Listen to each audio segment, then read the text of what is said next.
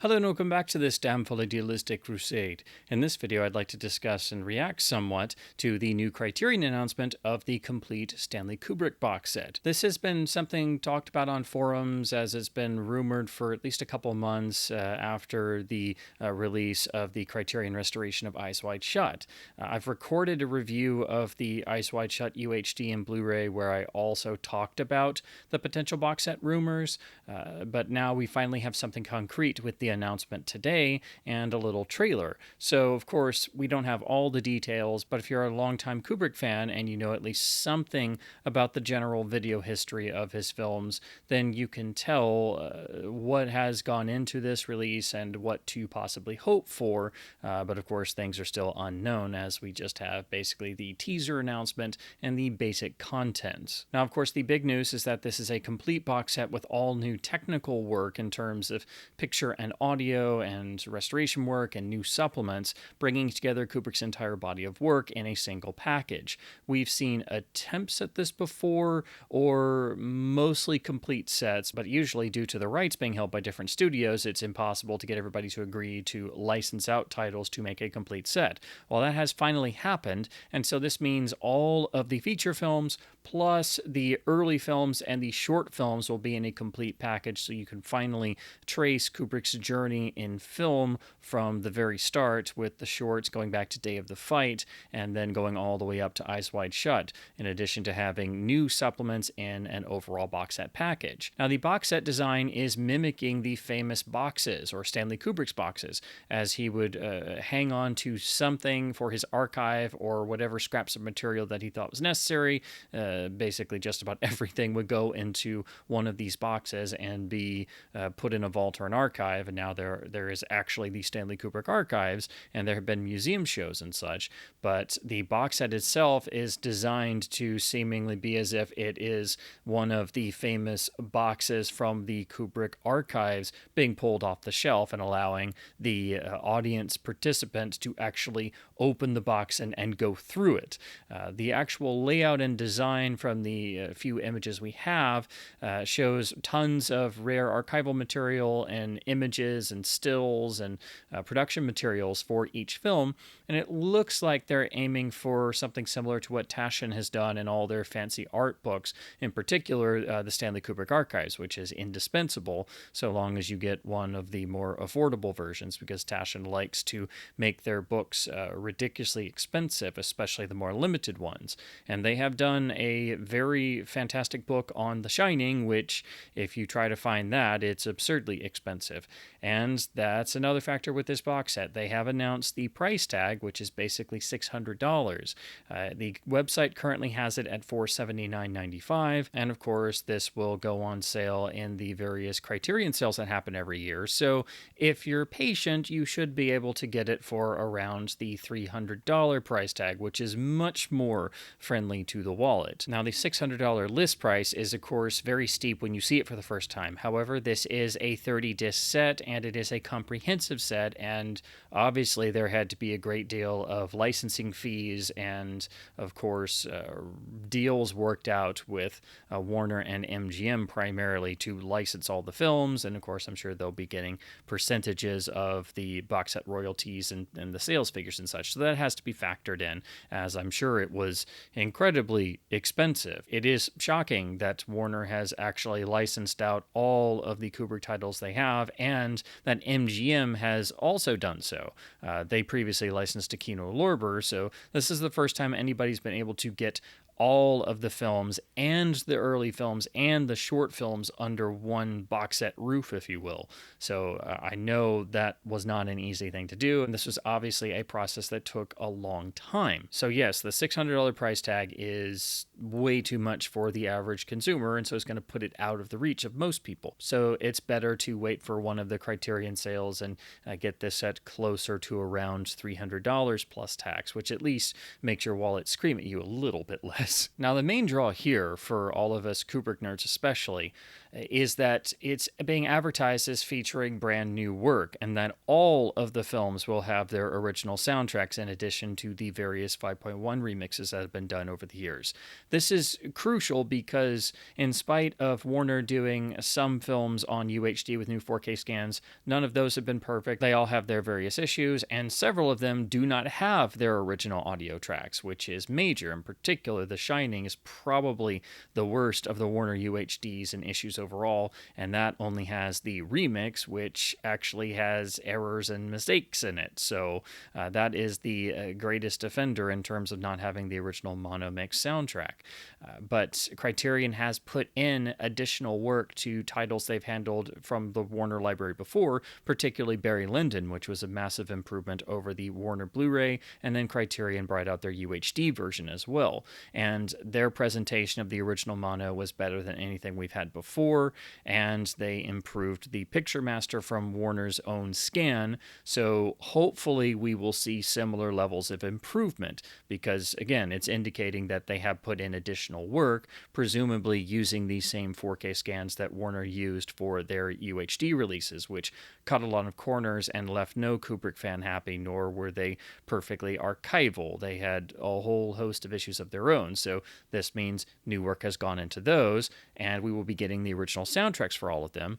Hopefully, for certain titles like A Clockwork Orange, it means that they've actually unearthed a superior source to what we have. And on Clockwork, the best we have is the mono track that was actually lossy from the original DVD release, and that actually pretty much got recycled for the UHD. So if you listen to the superior original mono on the UHD, you're basically just listening to a version of the lossy mono from the DVD from back in 1999, and that's the best source anybody knows of. So I hope that in this overall process, there has been more digging around in vaults, more securing and obtaining of different elements to improve each film's preservation status. Another major element is Criterion has said The Shining will also include Kubrick's international version, which is the shorter version of the film that he prepared for the UK and Europe after the US release. This version has been on video before, but pretty much only in European territories, and then it was eventually supplanted by the US version in most other countries. And here in the US, we've never gotten an official release of the international version. You would have to actually just import British or European copies, like the 2007 Blu-ray. You'd have to import the European Blu-ray just to get the international shorter version of the film. Some people do prefer the international cut, some people can't stand it. Fans are usually split on it, but it is important to preserve both versions and have them both here to have the complete experience and to be able to judge for yourself, because both were prepared by Kubrick himself for the release, just at different times in different territories. Now, of course, Criterion has already released some Kubrick films on UHD as standalone releases, so presumably those same discs will be recycled into this box set, probably with updated labels and, of course, new artwork. That's, of course, just a guess at this point, but since they have already done standalone releases and those titles were pretty much finished, unless there's been some new restoration work done or perhaps a newer element has been uncovered, something for them to work on and improve, I'm sure the disc will be the same as the standalone releases. The only other difference that could happen here, and something I truly hope happens, is that the discs that were released as standalones earlier might actually be tweaked slightly or improved slightly by having an encoding by Fidelity and Motion, who handled the Eyes Wide Shut UHD and did a phenomenal job. Criterion's encoding in the past has been, shall we say, not the greatest, and they've been eclipsed by a number of other labels in this regard. So they're finally using Fidelity and Motion and paying more attention to the encoding of releases, and people theorizing that Fidelity and Motion may be working on this release makes you wonder if perhaps the discs in the box set might get new encoding and actually be better than the standalone versions, even if they are otherwise exactly the same materials.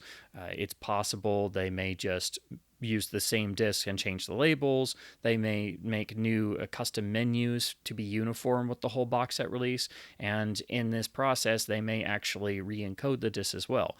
It's, of course, possible they may make new discs entirely, so this is just guesswork at this point, but it's very likely we will see either the same standalone release discs or very similar versions of those packages in terms of transfer, presentation, and supplements as part of this box set. So in some areas, if you already have the standalone releases of those films, you will be double dipping for this set. And then, of course, you have to decide if you want to hang on to those versions or not.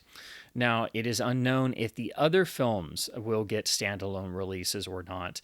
It's possible some might, but I'm sure the licensing for this set was already difficult enough. I guess it could happen, but it's probably unlikely we will see standalone releases of every title in the box set. So if you're holding out hope to just maybe get standalone versions of everything, you'll just have to wait and see, but I would say it's probably unlikely we will see standalone versions of everything. There might be a couple, but it's probably not going to happen. I'm thinking a lot of these, if not all of them, will remain exclusive to the box set version. For the non-Warner and non-MGM films, it means they will be licensing and working off of the restoration efforts by Sony on Dr. Strangelove and their 4K restoration master that Criterion has already released in their own collection line. But of course, also Universal's restoration efforts on Spartacus, bringing it into the 4K realm and resurrecting the full original 6-track magnetic soundtrack with all of its incredible dialogue panning. They first did this on their Blu-ray release to make up for the 2010 DNR debacle disc. That was the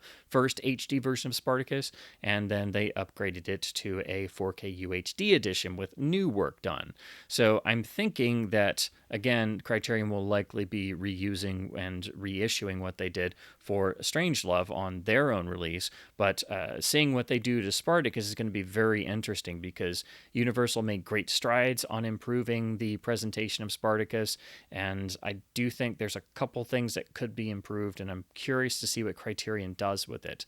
What's also truly important is this means for the first time all of Criterion's legendary extras, first for their Laserdisc and then added to for their 2-disc special edition DVD, will finally be back in print on this release. We don't have the specs for the extras yet, but it stands to reason that they'll be able to finally represent all of their vintage legacy extras from their past releases. And that's truly important because the Criterion Spartacus extras are some of the finest ever produced for a physical media release. They are a film school on a disc, and they're absolutely priceless treasures. And so we've had to hang on to the Laserdisc and DVD all these years, and with good reason, because the extras are that priceless. So I'm really hoping we get to see all of those resurrected and presented in this box set because they certainly deserve to be there. For the early films and things held by MGM, it means that the Kino Lorber versions, which are just basically a hot mess of presentation and master issues, are now going to be supplanted, so we can now all dump these and look at what Criterion has done with their new workflows and these new 4K restoration efforts. Now, I say new because there has been new work done, and some of the presentations on the Kino Lorber releases were fine, but others were truly deplorable and needed help so badly it still hurts thinking about the Kino release, let alone even trying to watch it. So again, I'm thinking Criterion is likely working from the same 4K restoration elements and just doing additional work to improve these 4K picture masters for presentation in this set. So of course that means Paths of Glory, The Killing, Killer's Kiss, and Fear and Desire will be included in this set with brand new 4K restoration efforts and original audio tracks in addition to new supplements. It's really important that Fear and Desire is included because this was Kubrick's first feature. He famously tried to suppress anyone being able to see it as he felt it was too amateurish, and only recently did the Library of Congress complete a restoration of the premiere version of the film, which runs about 10 minutes longer and is a better film than the shorter version we've known all the years. Plus, the film only exists with certain limited elements. It was an independent production to begin with, so the restoration efforts have been outstanding, except for the fact that the new 4K restoration with the all-important, crucial, longer preview premiere version of the film is only here on this Kino Lorber UHD, which is one of the worst UHDs ever released. It has horrendously overzealous HDR and encoding that is so bad that the all-important longer version of the film is a mess of constant macro blocking and noise throughout. The theatrical version is actually fine in that regard. It's not great, but it's not macro blocking city like this is. And that combined with the atrocious HDR makes this one of the worst UHDs of all time. And so of all of the possible picture transfer upgrades, Fear and Desire is going to be the greatest one because this UHD is a piece of junk. And also, if that wasn't enough of a problem, there were even some issues with the presentation and encoding of Kubrick's short films, which were also included on this release. So this is a terrible release all around, and Fear and Desire plus Day of the Fight, Flying Padre, and The Seafarers will see a substantial improvement on this release. And in fact, Fear and Desire will see the greatest improvement out of all of the films combined, even the others with their own picture issues, because the issues on the restored version of the long version of the film are horrendous on this disc. So this is the one disc for sure that we will be able to chuck immediately and never have to bother with again. Overall, every film included in the box set should see some sort of visual and audio improvement, unless it's one of the ones that Criterion has already released on Blu-ray and UHD, and then it might only be slight upgrades or better encoding that we'll witness in the box set version. The only other details we've been given are the basic overview of the rest of the box set content. So to just briefly go over this from Criterion's website. So we have the 4K restorations of the 13 features and 3 shorts with their original soundtracks alongside the 5.1 mixes restored and remastered. It also lists a new 4K restoration of Vivian Kubrick's behind-the-scenes documentary Making The Shining. This is, of course, the classic making of that we've seen clips of a lot over the years and did get upgraded to HD, but now we'll be able to have a 4K version. So for supplements, it lists over 25 hours of interviews, documentaries, and behind-the-scenes materials. At first, 25 hours seems like a lot, but you also have to keep in mind there have been a ton of legacy extras produced over the years, and it's also talking about all the films in Kubrick's entire body of work. So yes, it looks like it's going to be a very good supplements package, but I'm already wondering how much of that 25 hours is going to be legacy extras, how much of it is going to be new extras, and you also have to think about the new extras Criterion already made for their standalone releases of some of the films being factored into that 25 hours. So that number starts to go down in terms of new material that we have not seen that was exclusively made for this box set. You also have to wonder if they were able to actually get all of the various legacy extras from past releases in terms of making a deal with the rights holders and such. I'm thinking they probably were able to get all of the vintage Warner Home Video and MGM materials done for past releases in terms of legacy extras, but I'm thinking that the Kino Lorber commentaries for their UHDs may stay locked to those, as they don't typically license out the commentaries, just like Criterion doesn't typically license their commentaries out. So that might be the one thing, at least I can think of right now, that may not make it over from past releases. What's really exciting for me is Criterion lists new audio commentaries, which is major because we haven't seen a new Kubrick film audio commentary in some time. Their Eyes Wide Shut release didn't even have one. So this says, newly recorded commentary tracks featuring filmmaker Lee Unkrich, editor of the book Stanley Kubrick's The Shining, the aforementioned super expensive Taschen book that I read once in a library and I could never even afford, and I wish they would make a version for all of us plebeians who don't have $1 million in our pocket, and author Michael Benson, Space Odyssey, Stanley Kubrick, Arthur C. Clarke, and The Making of a Masterpiece. So it looks like they've commissioned new commentaries for The Shining and 2001: A Space Odyssey with the authors of the most renowned modern making of books on them. So that seems like it's going to be a really information-packed track for each film, and probably it'll just be these two commentary tracks for the two films. I don't think we're going to see new commentaries for every film, although I really wish we would have. There's always been a sort of reluctance with the Kubrick estate, it seems, to have audio commentaries all the time. It's sort of back and forth. Some of the Warner releases have had them. Some Criterion releases carry over legacy commentaries, or have the original Spartacus commentaries from the Laserdisc days. But other releases don't have commentaries, so it kind of goes back and forth. But at least it looks like we have 2 brand new commentaries in this set. Then it continues by saying rare films from graphic films and computer animation pioneer John Whitney that inspired the special effects in 2001: A Space Odyssey. So this means some of the extremely important materials that inspired and helped develop the process of making 2001 will be included. So that's a particular area that's not often gone into. You usually read about these things in the making of books, but you don't actually get a chance to see them. Really striking is that this set is going to have unseen Lolita screen tests with James Mason and Sue Lyon, plus rare Full Metal Jacket behind the scenes footage, presumably from the set, and also maybe some of the actors' submissions in terms of the famous video casting call that took place for the film. Then it also says a newly recorded conversation with novelist Jonathan Lethem and film historian Kevin Winter on Kubrick and authorship. So this will likely be one of Criterion's traditional sit-down chats between 2 scholars or historians or film critics somewhere in some sort of theater-looking room or in a cozy room in front of a window or something. And they'll have a long-form chat about a particular topic. Then it says an essay by author and critic Nathaniel Rich, so that should be a new box set essay, I would assume. Then deluxe packaging illustrated with rare photographs, artwork, and documents annotated by Kubrick himself, all housed in a singular box inspired by the director's legendary archives, and much more. So now let's talk a bit more about the packaging and artwork design from what we can glean from these few images.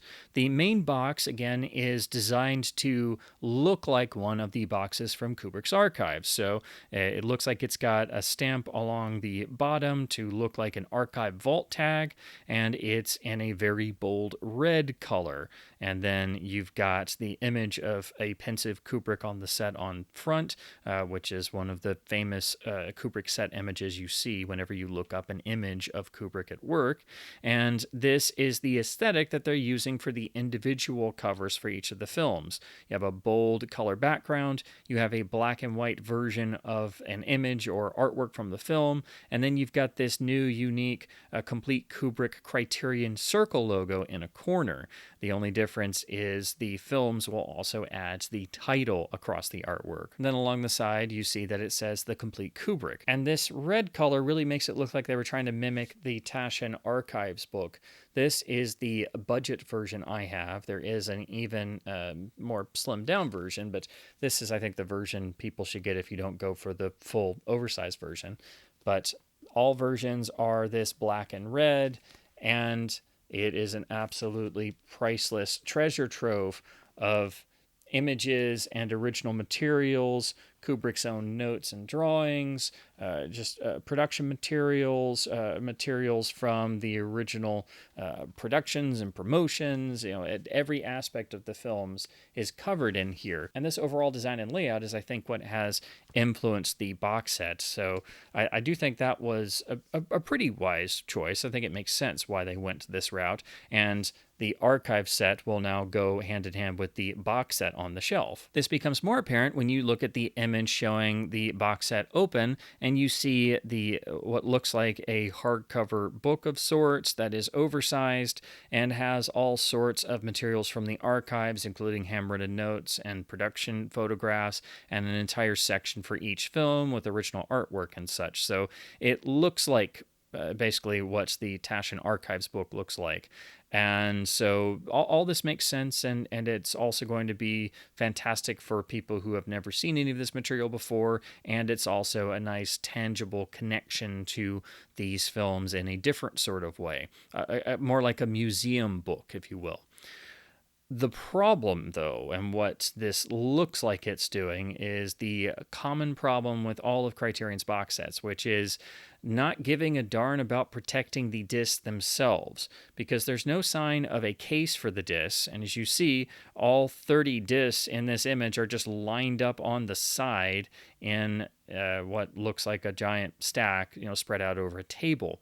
And if you look closely at the sides of the pages, you see little indentions, and then you can actually see here on 2001: A Space Odyssey on the right, you see the dreaded disc slots where you've got presumably Blu-ray and UHD. So these are going to be the sort of cardboard or foam pages with the little slots where you're sliding discs in and out. And these are notorious for either being too tight or being too loose, and you always are going to have some sort of damage or scratching occur with your disc. This should never be used on a physical media release. Discs should always go in cases. It doesn't matter if it's a CD, a DVD, a Blu-ray, or a UHD.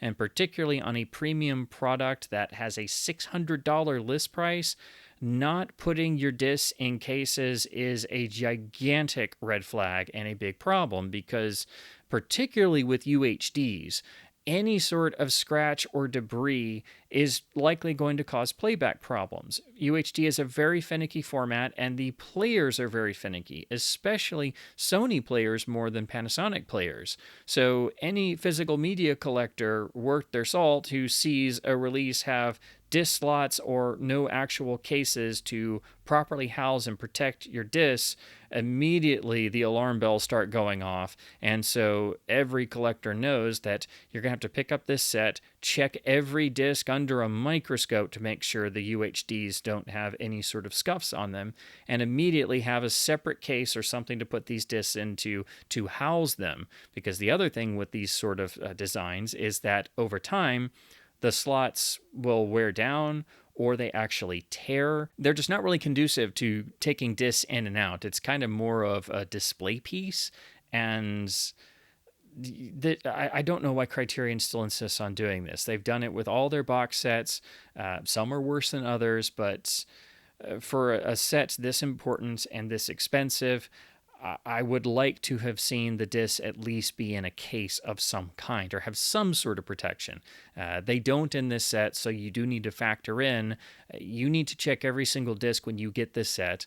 The Blu-ray should be okay at first because they are scratch resistant and they're a bit sturdier in terms of if they get scratches and scuffs. The players are not as finicky with Blu-ray discs, whereas UHD is a whole other ballgame, and if you even have the slightest, most minuscule scuff, chances are you might run into a playback problem down the road, especially if you've got a Sony player, because those are notorious for having more playback issues than Panasonic players. Of course, this is how Criterion does all their box sets, so I'm not surprised. In fact, when the Criterion rumors started, my first thought was, well, we'll probably see a box with disc slots or discs on pages, and it's going to be the same thing over again. So I'm not surprised, but the first thing I'm going to do is take all of the discs out, check them, and then put them in a separate case. Honestly, I would have preferred having separate cases, whether it be digipacks or slimline cases, or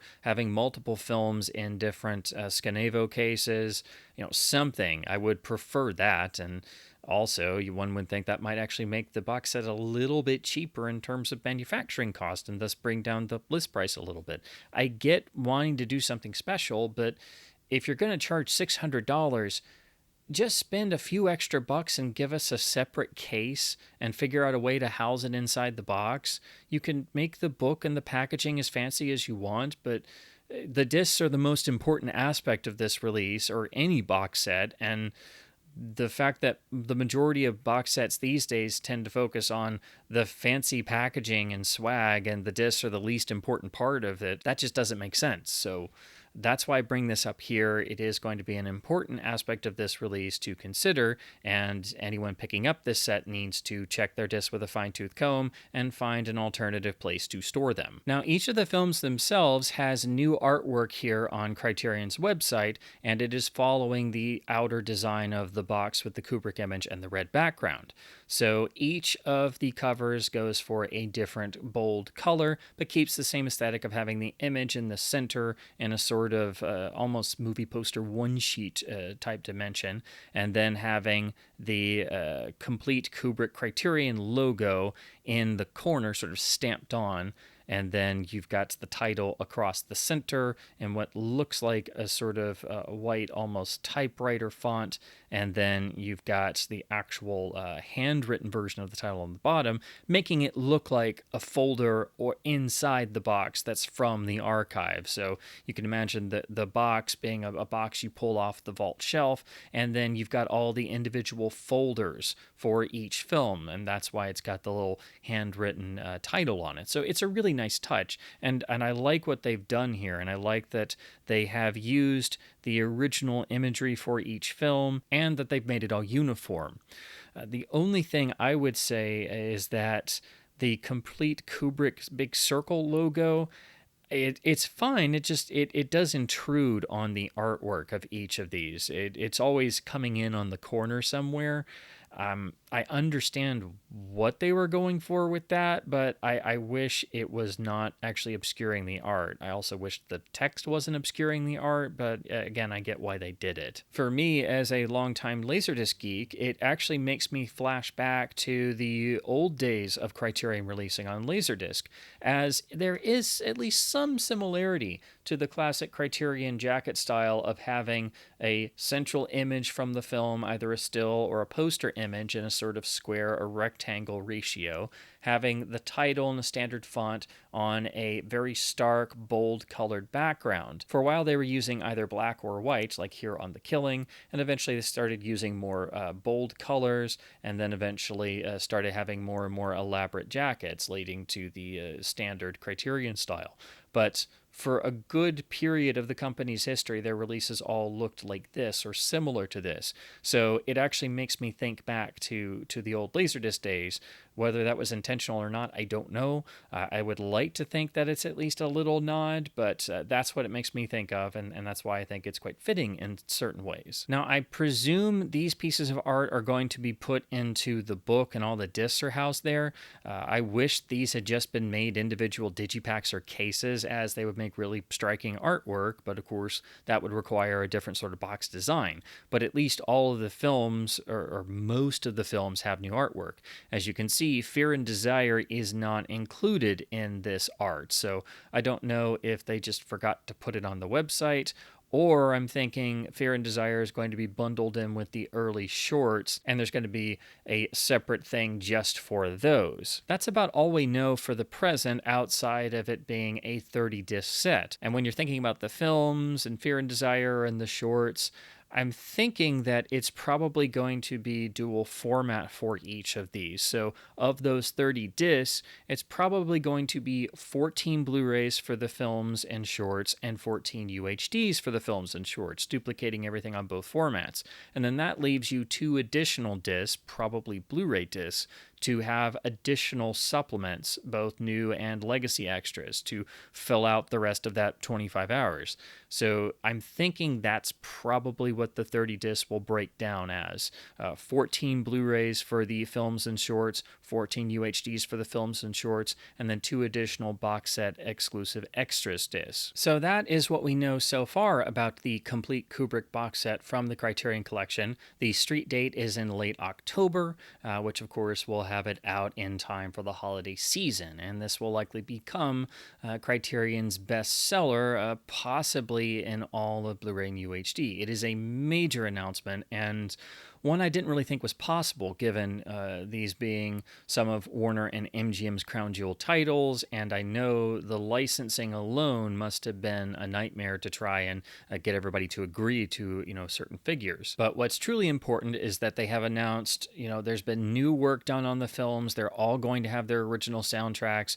There will be new supplements, and they are the first to make a fully comprehensive package for the entire body of Kubrick's work, which is, again, something I never thought we would see. There have been good efforts in the past, and I don't know how much this will improve over certain things. Again, with some titles, I think it's just going to be reissuing or maybe slightly upgrading what came before, but we should see substantial improvements on all the other titles, and especially technical improvements made to the Warner and MGM held films that have had a variety of issues even in the UHD HD realm. And most of all, it means we never have to bother with the terrible defective Kino UHD of Fear and Desire ever again. I do think the packaging design to once again focus on style over protecting the disc is a major mistake, and something that I hope Criterion stops doing. I think we're all pretty used to it by now, and just knowing to have an extra case on hand to put all the discs in and check them all first and make sure they're all okay and just get them out of those slots as quickly as possible. But it's kind of ridiculous Criterion still does this, and for a box set this expensive, you would think they might actually think about the disc for a change. Price is definitely going to be a factor for most people, so it's definitely going to be a title like the Bergman box set and others that most people will have to wait for the various yearly Criterion sales, where that 50% off will definitely make a difference for your wallet.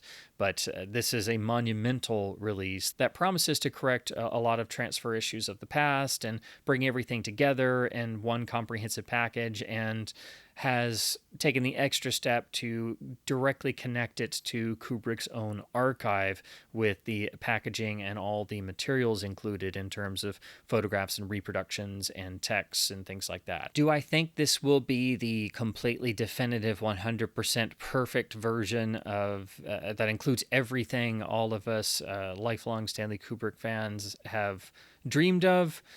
Probably not, but it's definitely the most effort anybody's ever put in, and it should wipe the floor with every past attempt at a box set, which has just been, collecting a handful of standard releases, primarily from Warner. Warner typically does, basic box sets on every format, and it's just bringing individual releases together or putting them all in the same case. It doesn't really do much more than that. The most effort they ever put in was into the Masterpiece Collection, which, outside of a single bonus disc with a documentary, was primarily just making fancier packaging for the super messy, frankly crappy, and very screwy 2007 Blu-rays they had reissued time and time again. And they did do a box set once that also licensed Spartacus and Doctor Strangelove, but those were just reusing the other studio's discs of those films. So again, before this point, all anybody has ever done is just brought together individual releases. Nobody has done a comprehensive catalog overhaul project that also incorporates in films held by other studios to make a complete collection that was also a catalog overhaul. So this is multiple things in one, and it is a truly landmark announcement. It's also a bit like coming home in a way, because Kubrick famously worked with Criterion on their original Laserdisc releases. He supervised the making of the 2001 Laserdisc box set while he was still working on Full Metal Jacket. They had to get it to his specifications with the technology available at the time. He was involved in the Doctor Strangelove release. He was involved in the Spartacus release. He was involved in their release of Lolita, and even on some of those, on Strangelove and Lolita, they actually used his then preferred multi-aspect ratio presentations that he stipulated for 4:3 CRTs of the time. So Kubrick and Criterion have a long history, and while this is not, obviously done like those original Laserdisc editions were, there's at least a little bit of that feeling, and it is fitting that if anybody was going to do a complete Kubrick box set and put in all this new work and the technical side and make a fully comprehensive set to give somebody the full scope and impact of Kubrick's body of work, it would be Criterion to do that, since they have technically been working on these films on and off since at least 1987, which is longer than anybody. And as a physical media enthusiast who has, collected Criterion releases over the years, I think at any point in time, whether you were around for the original Laserdisc releases, or you were picking up the DVDs like I was as a kid, or you were getting the Blu-rays, or now these UHDs as they've been coming out, the little dream in the back of your head has always been, what would it be like if Criterion got to do all of them? It's like, what would it be like if we had a fully deluxe treatment, roll out the red carpet edition for all of the films? What if they could license The Shining? There's no way that could ever happen. What if they could get 2001 again? No, Warner will never let that out. What if Criterion could do Full Metal Jacket and finally put the mono mix back on and make an improved transfer? It seemed crazy that Criterion was able to get Eyes Wide Shut and Barry Lyndon in the past. Obviously it was easier for them to license Doctor Strangelove from Sony, and now relicensing Spartacus from Universal is major. And that, of course, brings another former Criterion title back into the collection. But that's also happening for 2001. The Killing is re-entering the collection along with Killer's Kiss. Paths of Glory is re-entering the collection. So you've also got that added inducement that this is reintroducing titles to the collection, including some that were part of the original Criterion Laserdisc lineup, which was the original spine numbering. So ultimately, I just wanted to speak a little bit about this announcement and how much of a landmark announcement it truly is. This is really the most important release of the year, if not the UHD format as of yet, because this promises to be a fully comprehensive overhaul of the entire Kubrick catalog across all studios and rights holders, which is massive. So to finally get everything in one package with new work put in, trying to get everything as good as they can, and also make it something for both newcomers and us old-time Kubrick geeks who had been analyzing the video transfers of his filmography since the dawn of physical media, well, that's something that I think all of us have dreamed of and never thought possible. So again, this promises to be a release that is worthy of being on everyone's shelf. The price tag is a bit steep, but it is certainly worth it if they are able to pull this off, and it looks like they will, seeing as this has been already confirmed to have obviously been a painstaking process that they have already put several years into. So yes, it means we will have to double dip on some titles, but it shall certainly be worth it, just so long as you can afford the admittedly steeper price tag. Now, if only we could convince them to actually protect the discs themselves and put them in actual cases, then I would be much happier. Again, that's my major sticking point at present, as everything else looks like it will at least be a substantial improvement over what has come before. But again, I just wanted to say something about the actual announcement that has happened. Now that we actually know it's not just a rumor, it's confirmed. We have some images. We know the basic contents of what's going to be in here, and we know at least some of the supplements, and we have some of the questions answered, like, will the disc be shoved into pages? Unfortunately, yes. Will it have the international cut of The Shining? Amazingly, yes. Will it have all the original audio mixes with new work on them? Thank goodness, yes. And will it include all the films? Yes. So this also means you can probably be able to replace most of, if not all of, the past releases you own, unless there are certain transfer quirks or, of course, certain releases having legacy extras that they couldn't license. So until we know more, or until the set's release in October, that's all we know for the present. So I just wanted to put my thoughts out there, as soon as this got announced, I started getting all sorts of alerts and seeing the discussion threads go off and people messaging me about this box set and what I thought about it, and my brain has been spinning ever since. I mean, it's kind of been spinning with all the rumors anyway, but I just felt the need to just put something together briefly in video form and put it out there with my own thoughts about what this set means, why it's important, what it could mean for Kubrick's entire catalog on physical media, and also, why it's important even though it's got a very hefty price tag. Again, this will be a title that 99% of people will probably need to wait until the Criterion sales happen, because $600 is quite a lot. But I know this will have substantial improvements over the UHDs that are already out from the other studios and labels, so there is that to consider. So even if you have to save up for it or wait for a sale, this is truly going to be a monumental release, and I still can't believe it's actually a real thing. So as always, I hope my babblings about the world of Kubrick's films on home video and physical media have been at least somewhat fun and informative. Of course, if you have thoughts about the set and the announcement, I'd love to hear them in the comments below, as we all count down the days to the release date of the set, and hopefully can save up enough to ever afford said set. But as always, please do keep supporting both studios and boutique labels by buying films on disc in order to help keep both physical media and film culture alive. And as always, thank you ever so much for watching.